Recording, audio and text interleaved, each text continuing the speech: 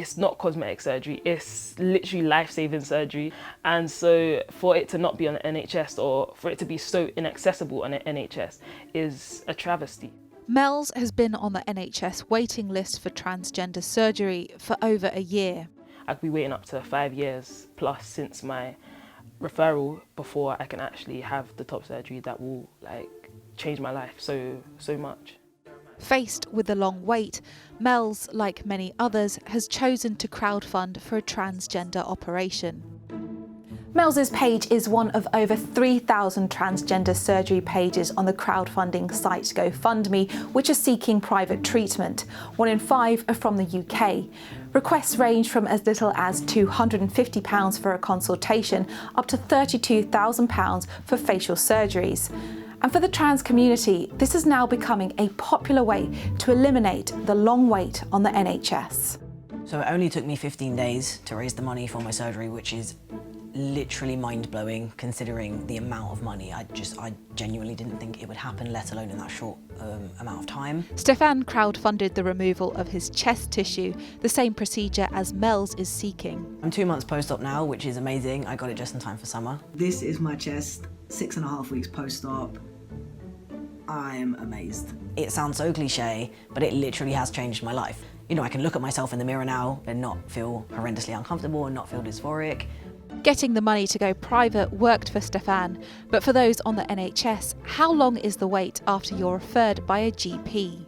We contacted the 7 gender identity clinics in England who assess transgender patients for treatment and found long waits at all of them, including 93 weeks on average in Nottingham. Over in London, patients who were first referred 2 years ago are just getting their first appointments now, while in Leeds it's 100 weeks, and then you're facing another 70 weeks for a diagnostic interview before another long wait to see a hormone prescriber. Most recent studies have shown that almost half of trans people have considered taking their own life. So what kind of impact does waiting years for transitioning have on mental health?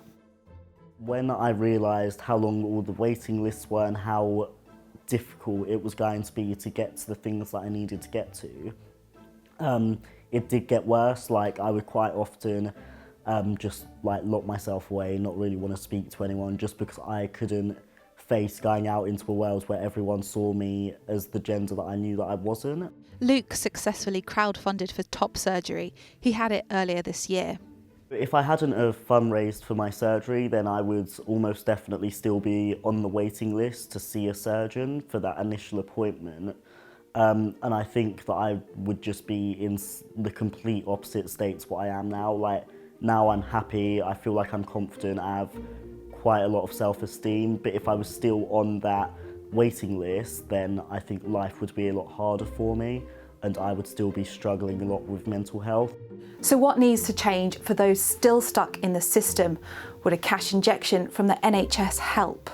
It's not only having more money to have more staff, it's also that they aren't sufficiently trained and experienced staff. So even if we have the money, we will still struggle to find people to come and work here who are appropriately qualified and experienced to do so. This is something that Stefan believes is desperately needed, more trans education at primary care level.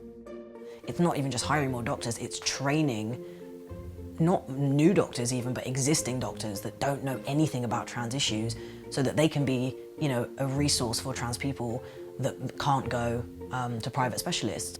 NHS England told ITV News they're attempting to reduce the current waiting times and have almost doubled investment since 2015, from £2.6 million to £5.7 million this year. Like many of the clinics, Leeds and York have seen more than an 800% rise in referrals in the last decade and warn funding may not match demand. I think we also then need to be realistic about this demand nationally and, to my knowledge, internationally has not plateaued yet. So it's an increasing demand. So even if we have an ideal scenario, it will be ideal for a short period of time. Mel's can't afford to wait for the system to change and isn't willing to take the risk of cheaper surgery abroad, but the fundraising effort has almost paid off.